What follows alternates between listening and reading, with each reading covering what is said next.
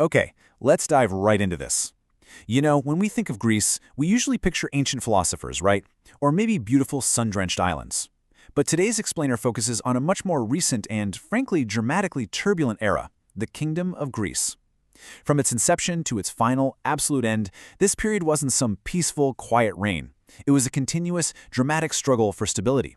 It's like a true pendulum of power swinging wildly from one extreme to another. 140. That is the number of incredibly turbulent years the Kingdom of Greece actually endured. I mean, we are talking about a century and a half packed with dizzying regime changes, brutal wars, and wild economic extremes where the literal fate of the nation just hung in the balance.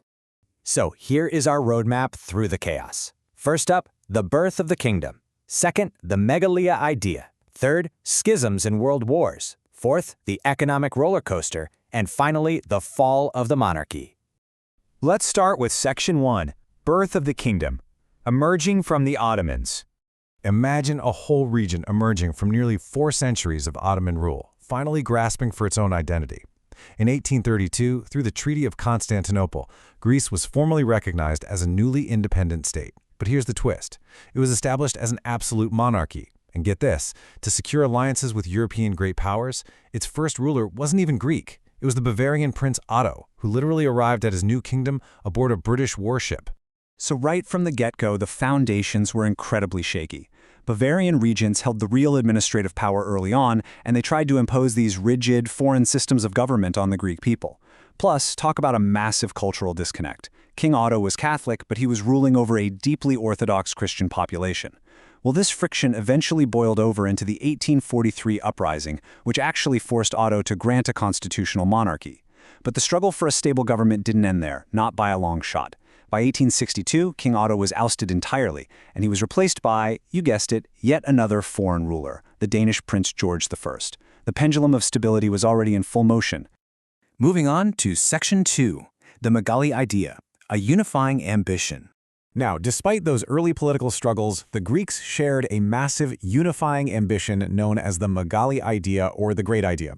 So the crucial point is that this was the profound dream to liberate all Greek-speaking populations and reconstitute a massive state by annexing predominantly Greek lands still held by the Ottoman Empire, with the ultimate dream of making Constantinople its capital.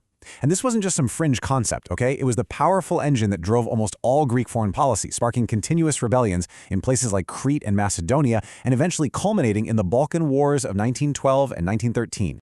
And during those highly successful Balkan Wars, Greece proved its modernizing military strength in a truly spectacular way. Listen to this striking anecdote.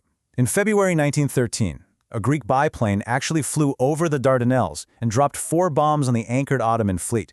Although it didn't sink the ships, it went down in the books as the first naval air operation in military history. No way, right? It's just a fantastic anecdote that perfectly captures a nation aggressively pushing its boundaries and embracing brand new capabilities.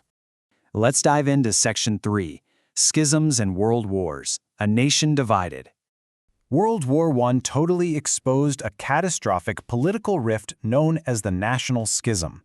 It's like a giant puzzle tearing itself apart. On one side, we had the monarchists, led by King Constantine I.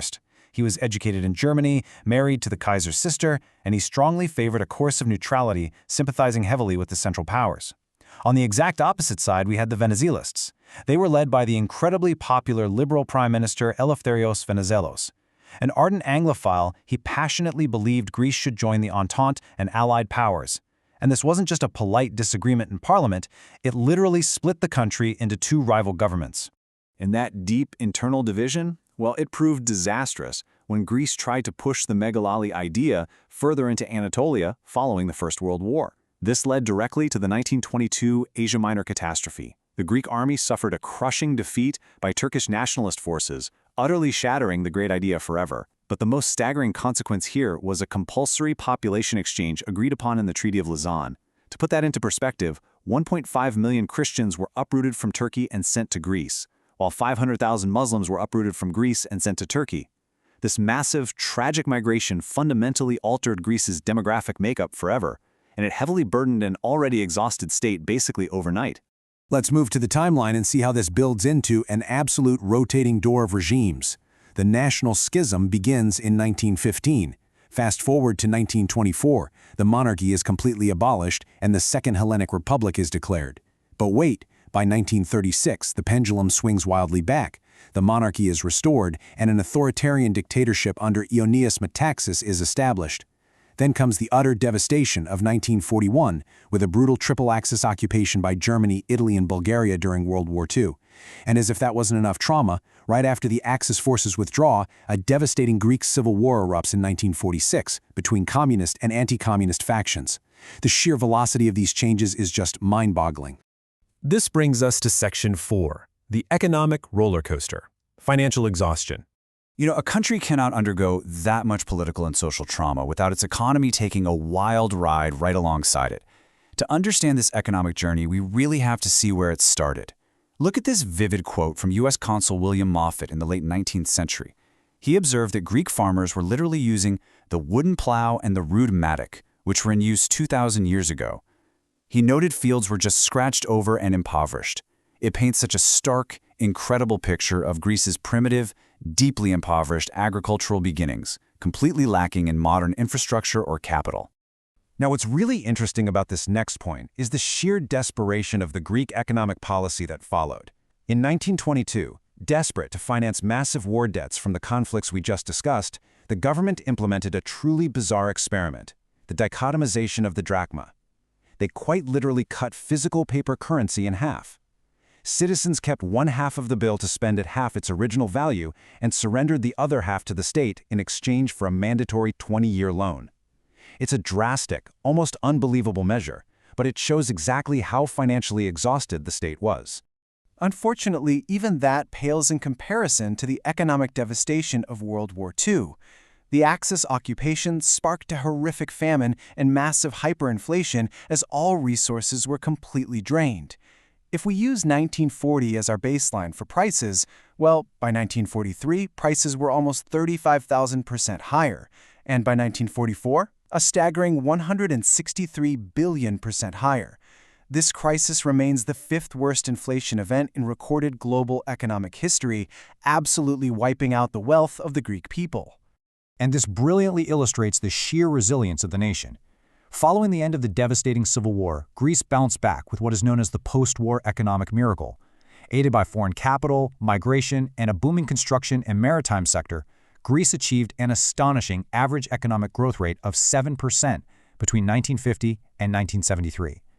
During this period, their growth rate was second only to Japan globally. Pretty amazing, right? Finally, Section 5, Fall of the Monarchy, the final curtain. So, despite that massive economic boom of the 50s and 60s, political stability was still kind of an illusion. In 1967, the pendulum swung right back to strict authoritarianism. A right-wing military junta, known as the regime of the colonels, seized power in a sudden coup d'etat. They immediately suspended civil liberties, dissolved political parties, and established special military courts. It was a really harsh crackdown that paused the democratic process once again. But this military dictatorship ultimately brought about the final curtain for the kingdom. In 1973, facing growing internal discontent, the junta unilaterally abolished the monarchy. However, the true definitive end came the following year. After the military regime itself collapsed in 1974, a democratic referendum was held, and the Greek people overwhelmingly voted to confirm the abolition of the monarchy, ending the 140-year kingdom for good and officially establishing the Third Hellenic Republic, which is the democratic system Greece maintains today. Which leaves us with a really fascinating final question. Was this constant tug-of-war between monarchy and democracy the necessary crucible that actually forged the modern Greek state?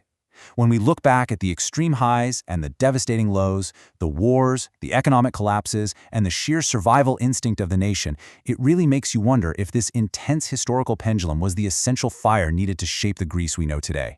Thank you so much for joining me for this explainer. I hope this journey has sparked a whole new curiosity about Greece's dramatic modern history. See you next time.